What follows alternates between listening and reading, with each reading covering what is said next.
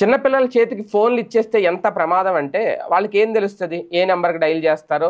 ఇప్పుడు emergency numbers ఉంటాయి, కొన్ని కొన్ని సిమ్ తీసేసినా సరే ఆటోమేటిక్గా ప్రెస్ చేసేస్తుంటే ఎమర్జెన్సీ కాల్కి వెళ్ళిపోతూ ఉంటాయి. అందులో సిమ్ ఉండాల్సిన పని లేదు.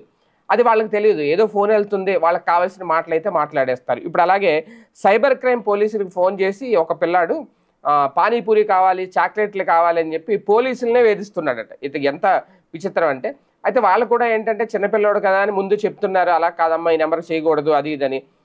దాదాపు ఒక 7-8 సార్లు ఫోన్ చేశారంట వాళ్ళు.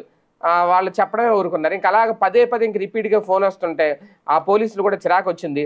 ఆ నెంబర్ ఎక్కడి నుంచి వస్తుందో ట్రేస్ చేసి నేరుగా సైబర్ క్రైమ్ పోలీసులు వాళ్ళ ఇంటికి వెళ్ళిపోయారు. వెళ్ళిపోతే అక్కడికి వెళ్ళిన తర్వాత తెలిసింది, వాళ్ళ మదర్ ఫోన్ నుంచి ఆ పిల్లాడు ఫోన్ చేస్తున్నాడని తెలిసింది. ఇమీడియట్గా వాళ్ళు ఇది ఎక్కడ జరిగిందంటే యానంలో జరిగింది. పుదుచ్చేరిలో జరిగిందనమాట. 1930కి గత కొద్ది రోజులుగా బాలుడు ఫోన్ చేసి ఒక చిన్న పిల్లాడు పానీపూరి కావాలి, నాకు చాక్లెట్లు కావాలి అని చెప్పి ఆ పోలీస్ అంకుల్ నాకు చాక్లెట్లు ఇవ్వండి అని అడుగుతున్నాడట.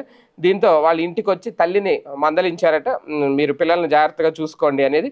ఏది ఏమైనా ఇలాంటి ఘటనలు రిపీట్ అవుతుంటే ముందు పిల్లల చేతికి ఫోన్లు ఇచ్చేసి మన పనులు మనం చూసుకుంటే, వాళ్ళు ఏడిస్తే ఫోన్ ఇచ్చేస్తే సరిపోద్ది అనుకుంటే వాళ్ళు చేసే పనులు ఇవి. ఒక్కొక్కసారి ఇలాగ మన ఇళ్ళ దాకా పీకల దాకా కూడా వస్తూ ఉంటాయి.